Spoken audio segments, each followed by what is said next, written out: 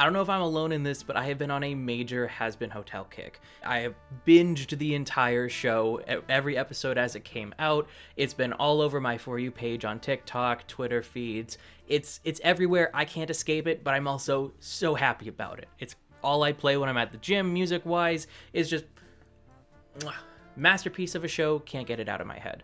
But one thing I keep seeing is people are really overestimating how strong Alastor is, and I really don't get why, outside of a just want to love that character. Spoilers for the season finale, but Alastor does not win when he fights Adam. He basically gets one-shot by him, and I really want to impress upon that fact. He is not as strong as you wanted him to be. I thought he would maybe hurt Adam a little bit in that fight, but it seemed honestly like he more just annoyed him. And you're... Fuck you, you red piece of fuck... You much fucking red... Fuck... Shut up! After that fight, I saw a lot of online discourse essentially justifying how he can still be really strong despite almost getting one shot by Adam. And I want to make a quick video just going through some details, dispelling that he is not as strong as you want him to be. I'm sorry, he's just not. 1. Adam broke Alastor's barrier with just one punch.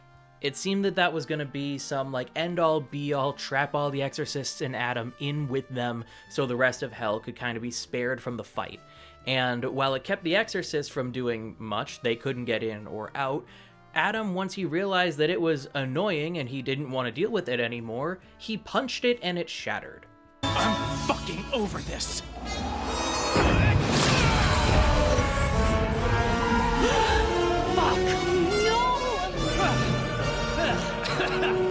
When I said earlier that I felt that Alastor was more just annoying Adam than hurting him, I truly mean that. Who the fuck are you? Alastor! Pleasure to be meeting you. Quite a pleasure. I'm about to end your fucking life. Nice voice. Don't you know jazz is for pussies? Adam seemed to come into this fight thinking, who the hell are you? You're just an ant to me. I'm gonna squash you. And while Alastor held up a lot more of a fight than Adam thought he was going to, Adam didn't really get hurt. Now that could be chalked up to him being an angelic figure, and so really only angelic steel can hurt him, as we saw when he eventually died.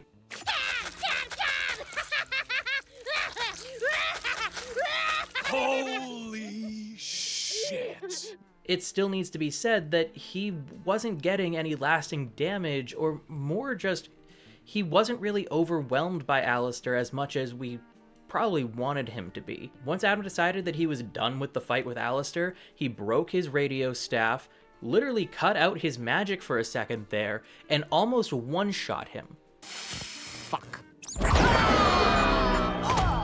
He landed one hit on Alastor's body, and it nearly killed him. Now, who's to say how that fight would have went if Alastor had armed himself with angelic steel going into the fight, because maybe if Adam saw that he had angelic steel and he wasn't landing his first few hits on Alastor, maybe he would have gotten serious faster, and who genuinely knows? I don't.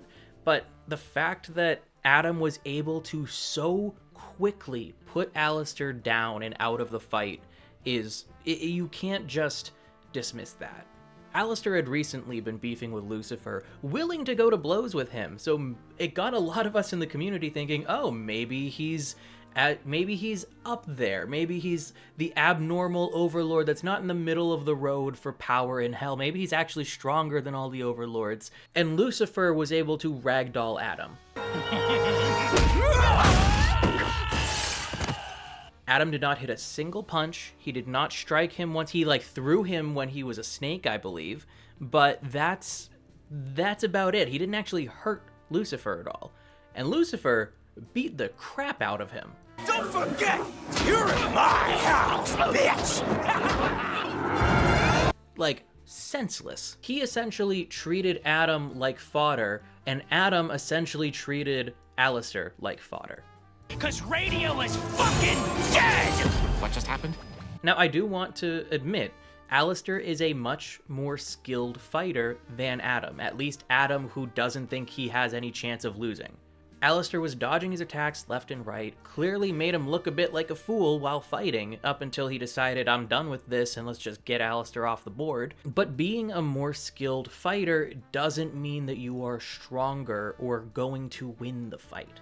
The skill and being able to last longer, it certainly helps a weaker opponent like Alastor last a lot longer in a fight, but it doesn't necessarily mean he's going to win the fight.